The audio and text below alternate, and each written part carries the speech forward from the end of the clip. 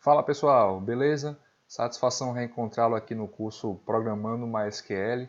Nós já estamos aí praticamente na reta final do nosso curso. Espero que você esteja acompanhando o que nós estamos discutindo aqui, o que é que nós estamos apresentando. O legal do curso online é isso, é que você pode voltar quando você acha que não ficou clara a explicação, você estuda no seu tempo, enfim, tem vários benefícios, não é? O conteúdo dessa nossa aula nós vamos falar sobre cursores. Então imagina aí que você é um gerente de uma empresa e houve um balanço no seu estoque.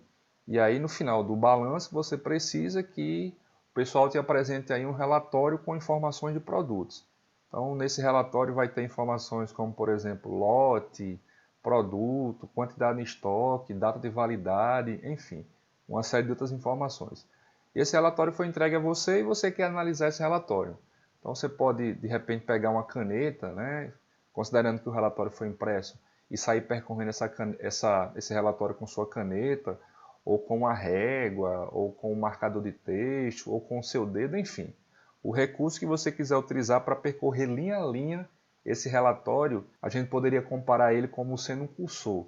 Então, um cursor ele recebe um conjunto de dados e sai percorrendo linha a linha esse conjunto de dados que foi retornado. No caso aí do balanço, o conjunto de dados retornado foi o quê? O relatório. E o cursor seria a sua caneta, o seu marcador de texto, a sua régua, o seu dedo, seja lá o que for.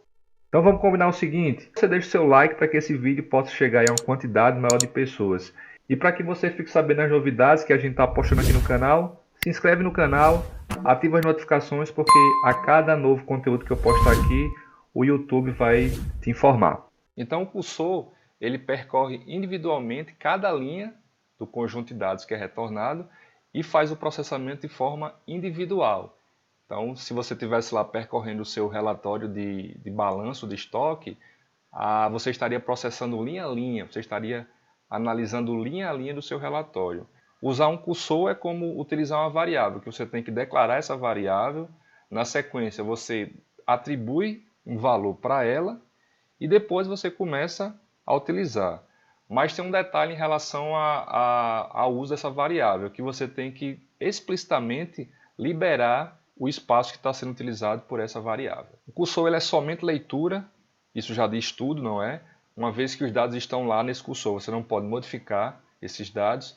Ele é não rolável, imagina aí que o cursor está posicionado na linha 5, então você não pode rolar ele para a linha 4, para a linha 3, você não pode sair da linha 5 para a linha 10, tem que ser sequencial. Se o cursor está na linha 5, ele tem que ir para a linha 6, para a linha 7, para a linha 8 e assim sucessivamente. E ele é acessível, ou seja, o servidor ele pode ou não fazer uma cópia dos dados que foram definidos nesse cursor. E como é que a gente faz para utilizar um cursor? O primeiro passo é declará-lo. Então eu uso a palavra-chave declare, como se fosse uma variável qualquer, o nome desse cursor, a palavra-chave cursor for e aqui o comando select que eu vou fazer para que obtenha os dados e jogue esses dados dentro do cursor. O segundo passo é abri-lo. Então, open o nome do cursor. O terceiro passo é efetivamente utilizá-lo. Então, eu vou utilizar aqui a palavra-chave fetch, o nome do cursor, into e as variáveis que eu quero armazenar os valores que estão vindo desse cursor. Depois que eu utilizo o cursor, aí eu tenho que explicitamente liberar o espaço em memória. Como é que eu faço isso? Ora, se eu abrir, eu tenho que fechar, né? Close o nome do cursor. E como é que ele funciona? Imagina aí que eu tenho uma tabela ou uma visão que tem vários dados e o cursor ele vai obter esses dados e vai montar nessa estrutura aqui, tá?